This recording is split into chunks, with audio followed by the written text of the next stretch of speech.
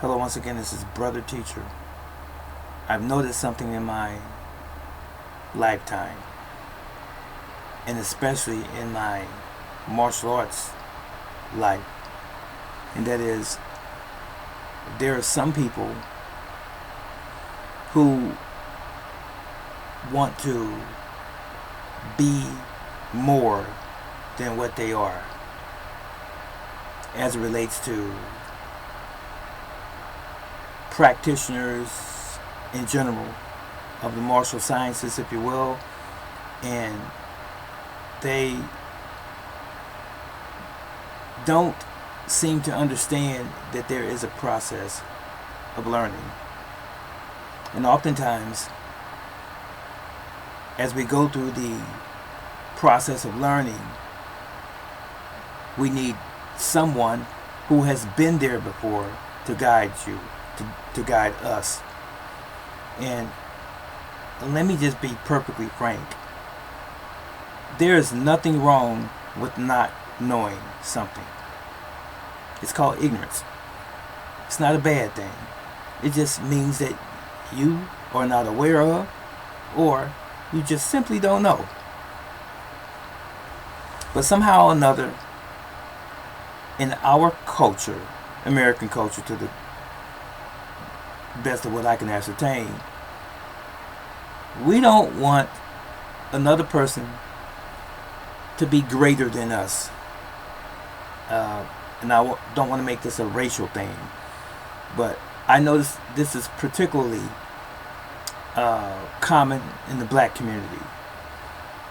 When a black person rises to a place of honor and or prestige, notoriety, other black people don't take it too well because they really wish it was or were them. It's unfortunate. Now, I did say black. Since I fall in that category, I have observed this throughout my lifetime. Others as well that are not black, whites, some Asians, and so forth. But just to bring it back and make it general again, if you want to exceed in something and succeed in something, you have to learn how to take advice. You have to learn how to learn. You have to learn to accept that you don't know everything. As I'm sitting here in front of you, and I'm pretty well up in age, almost 64. Almost can't believe that I am, but I am. And I'm still a student. I don't know everything. And I'll admit that. Who does? What person knows everything? We wouldn't be here on this planet if we did know everything. We'd be somewhere else. But we can be well informed, some of us, many of us, in some areas of life. And that might be perceived by some as you being beside yourself, or you thinking you know more than someone else, or you're better than someone else, and it makes some people feel inferior to you and intimidated by you because they may have less knowledge about a particular subject than you do. What I'm getting at is this. In martial arts, I have found that there are people, have been people that I've experienced, and there are people currently and will always be people that are not teachable because they don't know how to sit on their ego. And all an ego is how you perceive yourself, basically self-esteem, your self-worth. Some people don't want to believe that they are worth very much at all. And you can never impress upon some people how valuable their life really is and what they bring to the table in terms of just being a upstanding citizen. We always seem like we want more and want to impress people and make people believe that we are more than what we are. We inflate the truth.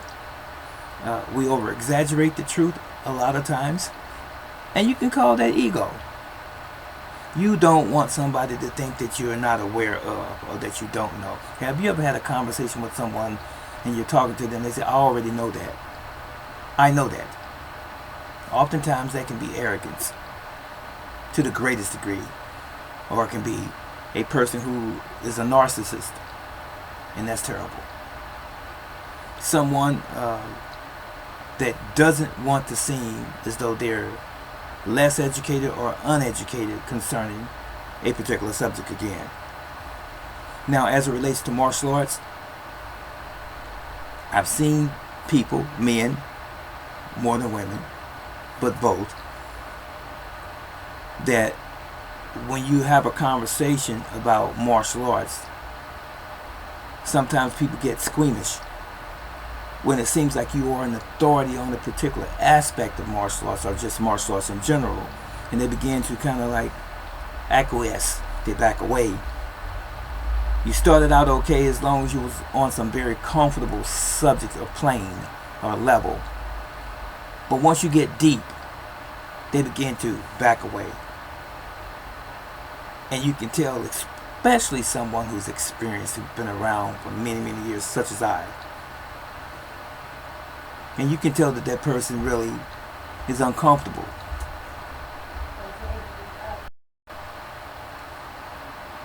Do you not know that I have done this thing so long and I have experienced so much? I can read people very easily. Within the first couple minutes of having a conversation with someone, I can tell whether or not they are genuine as it relates to being a martial artist. I can tell if they have limited to no knowledge, real knowledge on martial arts.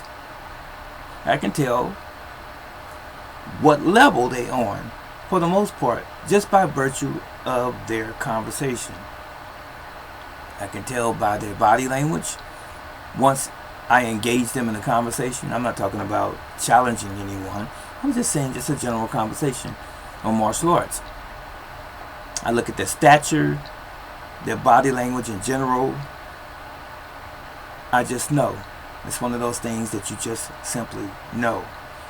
It is not my job to decipher a person and to break them apart and demean them and make them feel like they have some sort of lack of self-worth. That's not my job.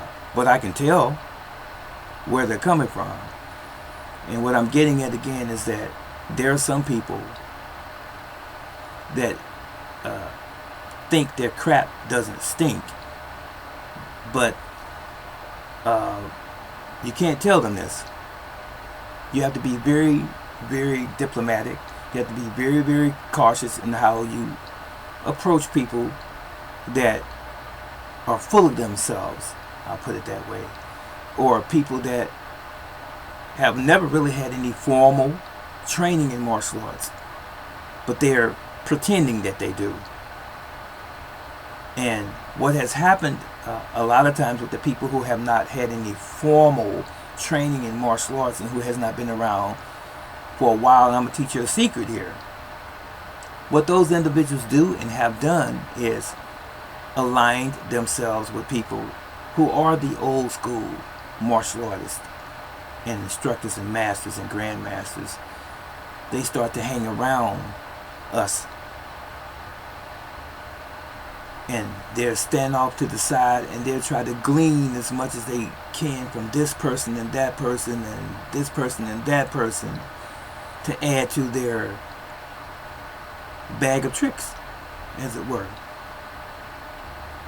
Instead of coming directly out and saying, I don't know that much, or I've never been in a school before, or I'm not a black belt, would you teach me? May I join your organization or your school? They can't do that because that ego won't allow them to, especially if they grew up with some children during their childhood watching martial arts movies on television and at the theaters and so forth, and they just basically mimicked what they saw. And so they may have had a little bit of a knack for kicking or throwing certain techniques and so forth, and then someone start praising them and say, hey, that's Kung Fu Joe, or that's Karate Bob, or what have you. And once those people start applauding them and giving them a title, their ego swells. And they don't want to come down from that. So what they'll do is start pretending that they are the thing that they say they are, in hopes that no one ever finds out for real. And as time progresses, next thing you know, someone says, you're a black belt? And you'll say, yeah. Or they call them teacher, or they call them sensei, or they take someone in the neighborhood under their wing, so to speak, as a student, and before you know it, years have passed on, and this person is an instructor, self-made, never truly understanding etiquette, protocol, tradition, not having any true wisdom in martial arts. The next thing you know, these people start associating with martial arts tournaments, and they'll take a person or a couple people to the tournaments and so forth, and they'll sign themselves in there just to try and get some notoriety so they can be recognized. And after they've done this for a while, they'll bounce around from place to place. Then people start calling them by their names, and you'll see them with a black belt on. Then they'll get a patch and they'll throw it on their jacket or their dogi, gi top, if you will. And the next thing you know, they're a master. But when they come around real masters, grandmasters, real masters of the martial sciences, they feel a little unease at first. But if that person doesn't rock the boat as far as their credibility is concerned, the master doesn't, that is, the true master, they tend to still hang around, and after a while hoping that that person can vouch for them in the future when they come around other masters and so forth. Oh, this is Master so-and-so. Because they never check the credentials or anything like that. This is what happens. So, it's a terrible thing to be unlearnable. If you can't learn from someone, you're doing yourself a grave disservice. You are. That's if you have never had formal training at all. You're doing yourself a grave disservice. And that's if you have even been in the martial arts and have had formal training and you still can't learn because your rank is just so high. You don't want to come down from that. Even if you find out that you've been doing something, some aspect of your craft for years, and it's been inaccurate, and someone actually shows you the way it's supposed to be done, or gives you something better, you can't come off with that ego again because you don't want someone to see you lesser than what you're trying to portray. Get what I'm saying? So now, I think it's sad when grown men and women,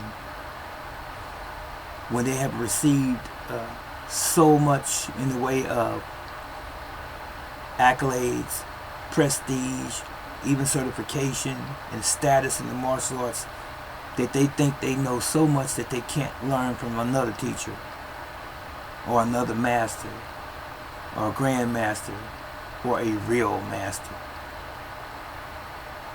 because they don't want to seem less than what they are and what they have created themselves to be.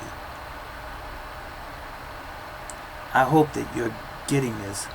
I hope that you got where I was coming from. If you are a true martial artist, a practitioner, and student, irrespective of your rank, you'll know what I'm talking about. So, enjoy your day, your evening, your afternoon, wherever you may be. This is Brother Teacher. And so long.